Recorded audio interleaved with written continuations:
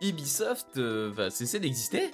Pas vraiment cesser d'exister, mais l'esprit Ubisoft n'est plus là vu que maintenant ils se sont fait racheter 25% de l'entreprise par le grand géant de Tencent Games.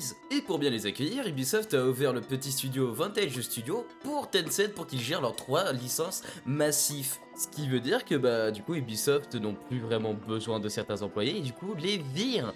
Mais pas les virer normalement, non, ils leur donnent de l'argent pour qu'ils fassent un départ volontaire. Alors, moi, c'est ce que je dis, mais en réalité, soyons clairs, c'est clairement un problème financier, ils ne peuvent plus rien faire. Regardez, l'action en bourse d'Ubisoft, c'est 4 €. Même moi, je pourrais acheter alors que j'ai même pas un salaire de streamer.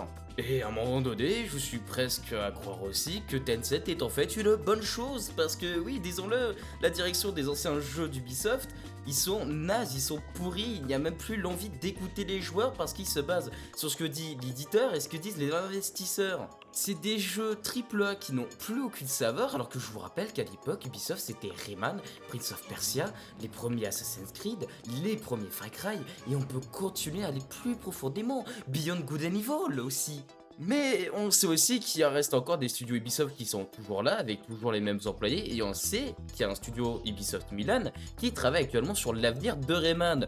Donc est-ce que du meilleur d'une autre, laisser des grosses licences à Tencent Game est au final une bonne chose pour que Ubisoft se rattrape et revienne sur ce qui se faisait bien d'avant, c'est-à-dire la créativité et la passion?